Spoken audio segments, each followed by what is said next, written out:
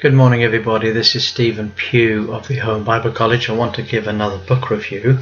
This time the book review that I'm going to be giving is a book that's a favourite of mine. I have two of them on my shelf. It's called The Pilgrim Church. Funnily enough, this is the book which the students of the Home Bible College are studying this month in the subject of church history. Now, the book has a second title. It's called Being Some Account of the Continuance Through Succeeding Centuries of Churches Practicing the Principles Taught and Exemplified in the New Testament. It's by Pickering and Inglis, and the book was originally published in 1931, and it's had a number of reprints since then. And of course, it's a book of immense scholarship. It is a book of 18 chapters in which the author goes through all of the different centuries. And what is he showing? He's showing that right from the earliest times there were groups of people that met together in all simplicity in Christian fellowship. They were called often by their enemies by different names. Sometimes they were called the Paulicans or the Bogmills. Sometimes they were referred to as the Waldensians and the Abiganeses, and the Lollards or the Hussites, the United Brethren, the Anabaptists.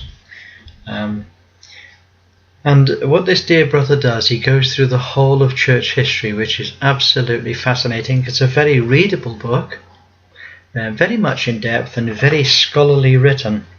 He goes through all of the beginnings of the English nonconformist, the Pietist, the Zinzendorf, the Methodists and the missionary movements. Talks about the work in Russia and in the West. It talks about Groves and Muller and Chapman. Groves, Muller and Chapman. These are the three great leaders of the Christian Brethren movement. Groves was probably the man who, in the very beginning, led by others, set off the spark which enabled Christians of all denominations to come together merely under the name of Christian. And George Muller, of course, is famous for his orphanages. He began as a Baptist pastor, but eventually became a Brethren leader, and also Robert Chapman, the apostle of Barnstable. He was the great man of God who led the Brethren movement in those early days. And then we have two chapters at the end.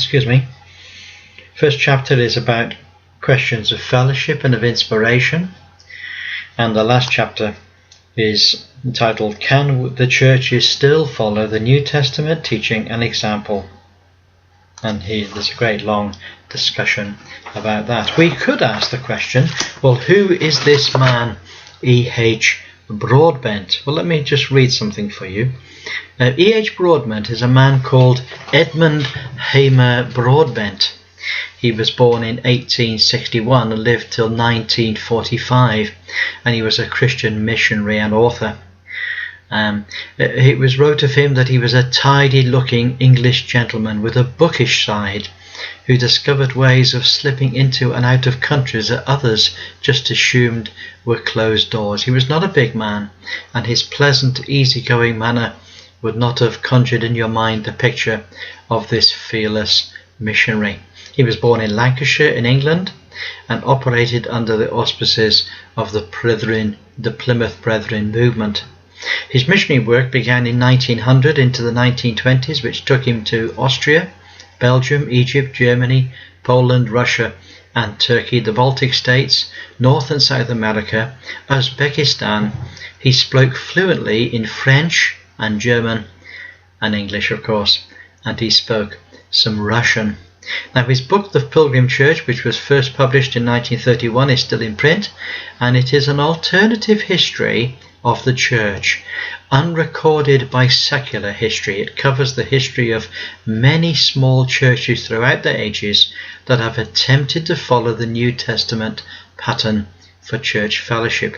The success of those who followed the pattern laid down by the apostles, and the consequences of the churches that fell away from that pattern. He looks broadly at many groups, such as the Paulicians, the Pilgrims, the Nestorians, the Waldensians, the Anabaptists, the Hutterites, the Methodists, the Mennonites, and the Mennonite Brethren. He classifies many primitive churches to being Anabaptist. He also speaks of the Moravian Brethren, and he speaks generally of the Brethren movement. I highly recommend it. It's very readable. It is really the church history of the Brethren movement, or at least it's the history of the church from the Brethren movement's point of view. But I don't think that it's anything worse for that. So do I recommend it? Absolutely, I do recommend it. It's available online from Project Gutenberg in Australia. It's also published by Gospel Folio Press. There we are. There's the book, The Pilgrim Church by E.H. Broadbent. Highly recommended.